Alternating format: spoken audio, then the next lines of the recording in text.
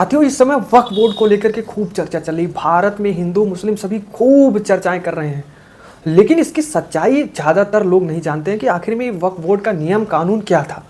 साथियों, इस पे हम बात करेंगे और इसकी सच्चाई को बताएंगे आप लोगों को। सुनने के बाद आप वास्तव में इसका विरोध करेंगे। वक्फ बोर्ड की मैं बात करूं, वक्फ बोर्ड एक ऐसा बोर्ड है, यानी कि इस्लाम धर्म का कोई मुस्लिम भाई अगर अपने धन को दान देना चाहता है, धार्मिक रूप में देना चाहता है, तो वक्फ बोर्ड का होता था।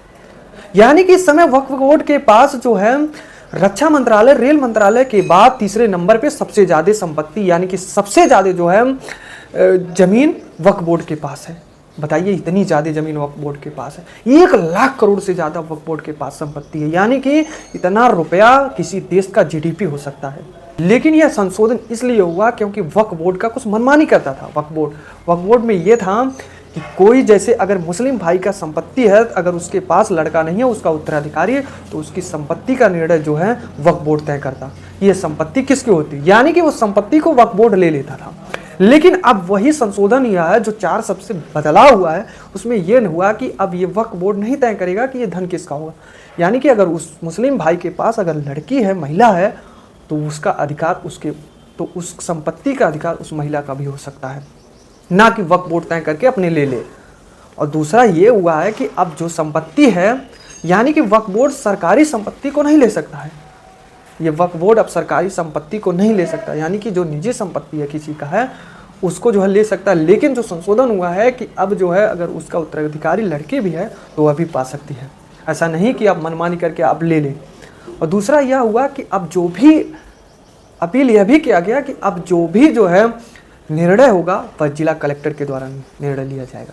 यानी कि जिला कलेक्टर जिसको चाहेंगे उसको संपत्ति दिलाने का काम करेंगे। यानी कि अगर लड़की उसका उत्तराधिकारी है तो वो पाने की हकदार है, ना कि यह संपत्ति वक्फ बोर्ड का हो जाएगा। ये वक्फ बोर्ड ये नहीं कि अचानक जो है इस समय निर्णय ले लिया गया है।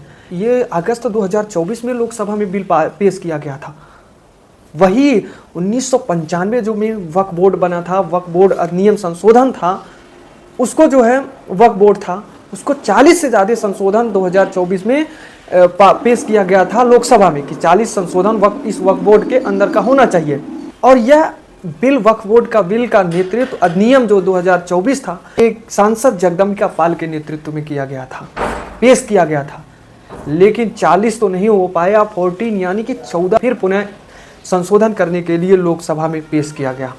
वक्फ बोर्ड के पास इतनी धन थी, इतनी जमीन थी, यानी कि चाहे वो मस्जिद बनने की जगह हो, चाहे जो है कब्रिस्तान बनने की जगह हो, चाहे करबला बनने की जगह हो, ये वक्फ बोर्ड की ज़मीन थी। वहाँ पर आप जो है अपनी संपत्ति को अगर दान देना चाहते हैं तो वक्फ बोर्ड के पास जाती थी संपत्ति। लेकिन इस वक्फ बोर्ड में एक मनमानी था। ये वक्फ बोर्ड जो है मनमानी करता था। मनमानी यह था कि अगर किसी मुस्लिम भाई की ज़मीन है तो वह वक्फ बोर्ड जो है उसे लेना चाहता है तो ले सकता था, इस वक्फ बोर्ड में था। और दूसरी ये थी जो संशोधन, सबसे बड़ी संशोधन हुई है कि जो है अगर वक्फ बोर्ड जैसे मुस्लिम के पास अगर उसके लड़का नहीं है, उसके जो है उत्तराधिकारी लड़का नहीं है, तो उस जमीन का नियम कानून बनाने वाली जो थी वो वक्फ बोर्ड थी। वह निर्णय लेती कि जो है इस जमीन को कौन लेगा, यानी कि वो जमीन को वक्फ बोर्ड ग्रहण कर लेता था। लेकिन संशोधन करके अब यह हुआ कि वक्फ बोर्ड ऐसा नहीं कर सकता है।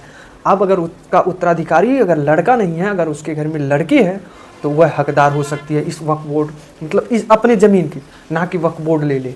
तो साथियों, यह थी वक्फ बोर्ड की आज कुछ रिपोर्ट, जिसको मैंने आप सभी को बता दिया। इस पर आप क्या कहेंगे, कमेंट में जरूर बताएं। धन्यवाद।